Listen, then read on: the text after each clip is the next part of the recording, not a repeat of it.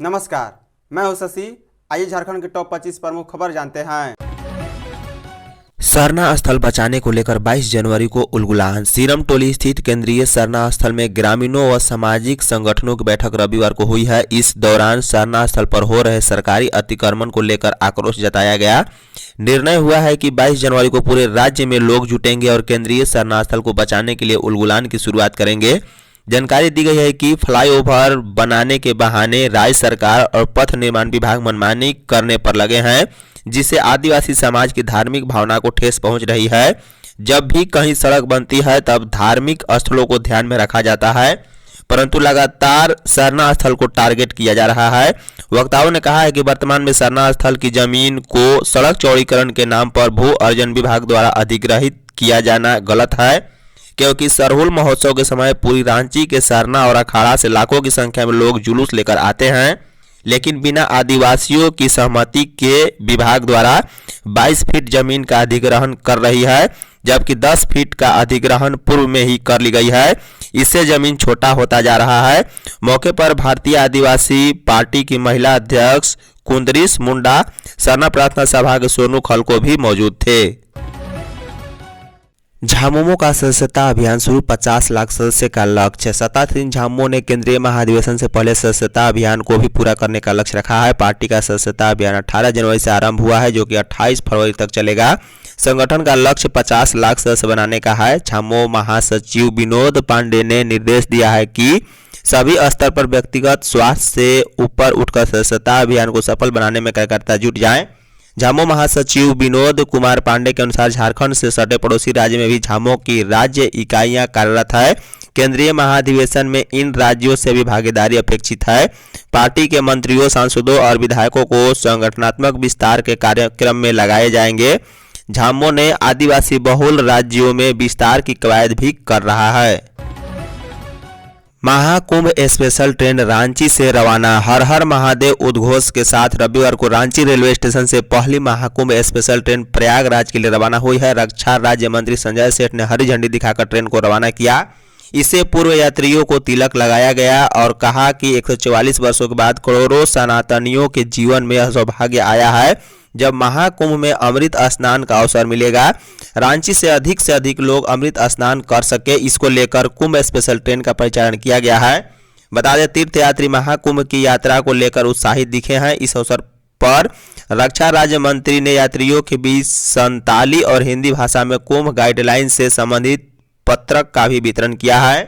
राज्यसभा सांसद दीपक प्रकाश, विधायक सीपी सिंह, मंडल रेल प्रबंधक जसमीत भी उपस्थित थे। महाकुंभ में आग लगते ही पहुंची एनडीआरएफ टीम, बड़ा हादसा टला।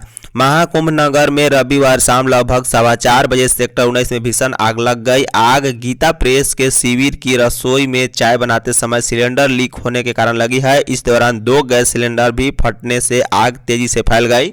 इससे लगभग 40 घास फूस की झोपड़ियां तथा संजीव प्रयागवाल के 6 टेंट जल गए हैं। फायर ब्रिगेड तथा एनडीआरएफ की टीमों ने त्वरित कार्रवाई करते हुए आग पर कुछ देर में ही काबू पा लिया। आग में झोपड़ियों तथा टेंट में रहने वाले कल्पवासियों का सामान जल गया है। वहीं हादसे में एक महिला श्रद्धालु आंशिक रूप से झुलस गई। अफरा तफरी में एक व्यक्ति गिरकर घायल भी हो गया है। उसे प्राथमिक उपचार के बाद एसआरएन अस्पताल भेज दिया गया। मेला क्षेत्र में रविवार को स्नार्थियों की भीड़ अधिक होने के कारण फायर ब्रिगेड की गाड़ियों ने घटनास्थल तक पहुंचने में मुश्किल आई है। हालांकि राहत कार्य तेजी से किए जाने के कारण आग को बहुत जल्दी काबू कर लिया गया है। मैया सम्मान में 58 लाख से अधिक हुए महिला लाभुक। झारखंड मुख्यमंत्री मैया सम्मान योजना के लाभुकों की संख्या 58 लाख से अधिक हो गई है। अगस्त 2024 से शुरू हुई इस योजना के तहत अब तक लाभुकों की संख्या 16,99,394 की बढ़ोतरी हो चुकी है। योजना के तहत दिसंबर की राशि 6 जनवरी को दी गई थी। 6 जनवरी को राज्य भर में मैया सम्मान योजना के लाभुकों की संख्या 56,61,791 थी, जो अब बढ़कर 58,09,799 हो गई है। यानी 6 जनवरी के बाद लाभुकों की संख्या में 1,47,988 की बढ़ोतरी हुई है। वहीं जनवरी में लाभुकों की संख्या 59 लाख से अधिक होने का अनुमान है। बता दें, राज्य भर में ग्रामीण क्षेत्रों में मैया सम्मान योजना का आवेदन संबंधित प्रखंड कार्यालयों और शहरी क्षेत्र में अंचल कार्यालय में जमा लिया जा रहा है। हजारीबाग में टायर फटने से बस पलटी, 3 की मौत, 10 घायल। झारखंड के हजारीबाग जिले में बड़ा हादसा हुआ है। यहाँ के विष्णुगढ़ के नरकी में सदारो गांव के समीप बोकारो के फुसरो जा रही यात्री बस टायर फटने के बाद दुर्घटनाग्रस्त हो गई है। अनियंत्रित बस इस दौरान सड़क पर पलट गई और उसमें सवार 3 लोगों की मौत हो गई है। वहीं 10 अन्य यात्री घायल हैं। सभी घायलों को गोमिया और विष्णुगढ़ के स्वास्थ्य केंद्र में भर्ती कराया गया। मृतकों में सिर्फ एक ही पहचान हो सकी है, जो नरकी निवासी मंगर कुमार हैं। शेष 2 की देर रात तक पहचान नहीं हो पाई है। मृतकों का शव विष्णुगढ़ थाना और प्रखंड चिकित्सा केंद्र में रखा गया था। घटना संख्या करीब 4 बजे की है और बताया जा रहा है कि नेहा नाम की सिटी राइड बस हजारीबाग से जा रही थी। बस पर क्षमता से अधिक यात्री भी सवार थे।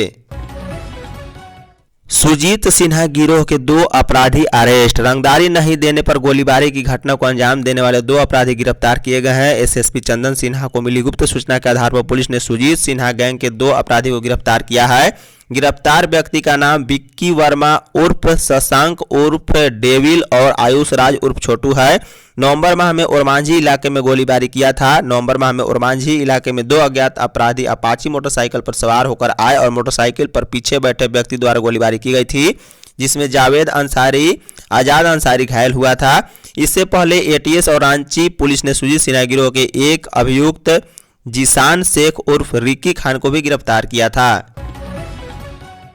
मेदनी राय मेडिकल कॉलेज के छात्रावास में आपत्तिजनक सामग्री बरामद। पलामू जिले के मेदनी नगर सदर एसडीएम आईएएस सुलोचना मीना के नेतृत्व में देर रात मेदनी राय मेडिकल कॉलेज परिसर में बालक छात्रावास में औचक निरीक्षण किया गया। इस दौरान छात्रावास से भारी मात्रा में गांजा, शराब की बोतल, सिगरेट और लड़कियों से संबंधित आपत्तिजनक सामग्री बरामद की गई।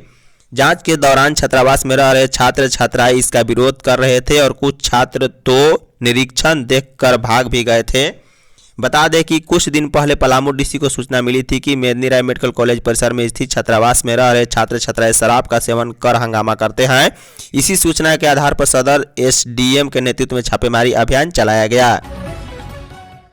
जयराम महतो ने 2 विद्यालय भवनों का शिलान्यास किया। बोकारो जिले के डुमरी विधानसभा क्षेत्र के अंतर्गत नावाडीह प्रखंड स्थित उच्च विद्यालय सुरही और उत्क्रमित मध्य विद्यालय भलमारा में नए विद्यालय भवन का शिलान्यास डुमरी विधायक जयराम कुमार महतो ने किया है।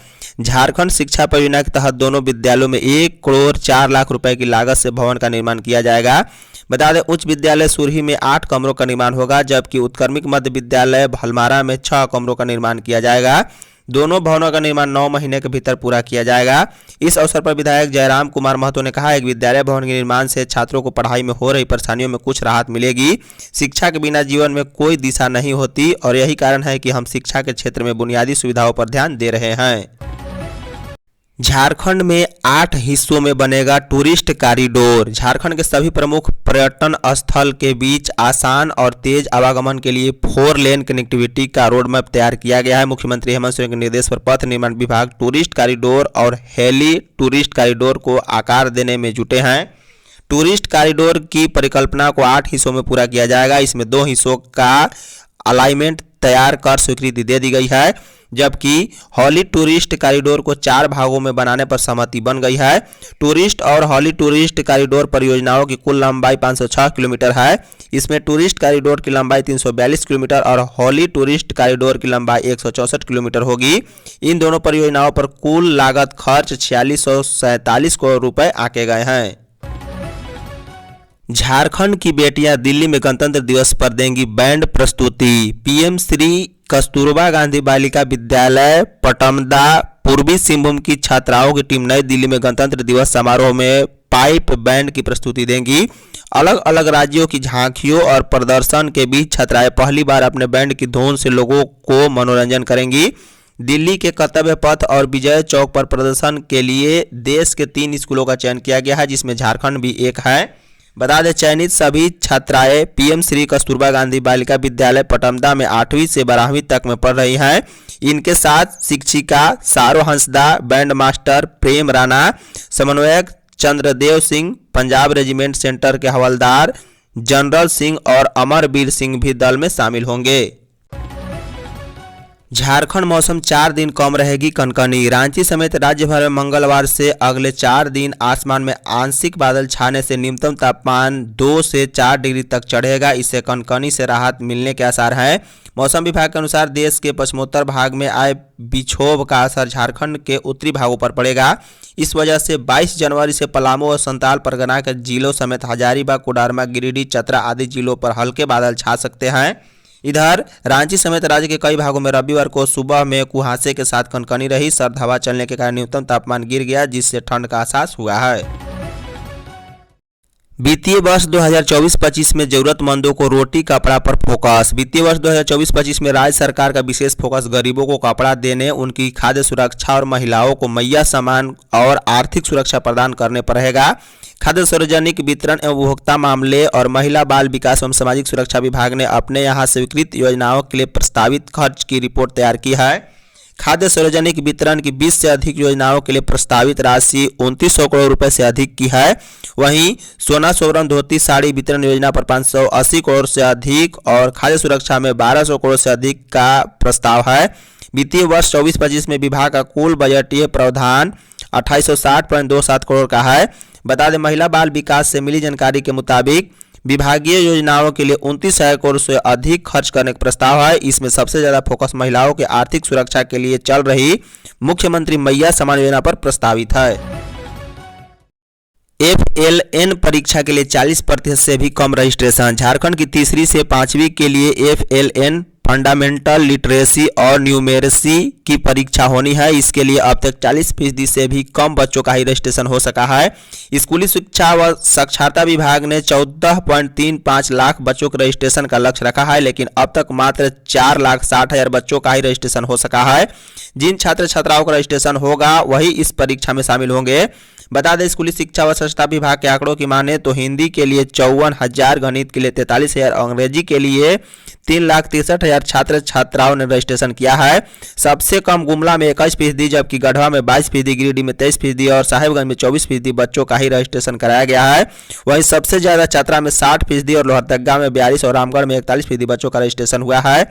इधर स्कूली शिक्षा व साक्षरता विभाग ने सभी जिलों को 1 सप्ताह में टारगेट पूरा करने का निर्देश दिया है। रिम्स में एम्बुलेंस दलाल। राज्य के सबसे बड़े अस्पताल रिम्स में मरीजों की सबसे बड़ी परेशानी खुद के लिए एम्बुलेंस उपलब्ध करा पाना है। मरीजों को दूसरे अस्पताल ले जाने या फिर 100 को घर तक पहुंचाने के लिए एम्बुलेंस की कीमत तय करना टेढ़ी खीर साबित हो रही है। बता दें, निजी एम्बुलेंस का किराया दलालों के कमीशन के आधार पर तय किया जा रहा है। इससे मरीजों के परिजनों की जेब पर डाका भी डालने का काम हो रहा है। हालात ऐसे है कि रिम्स परिसर में जहां तहां एम्बुलेंस वाले नजर आते हैं। परिसर के आसपास काफी संख्या में निजी एम्बुलेंस ही खड़ी रहती है। धन्यवाद।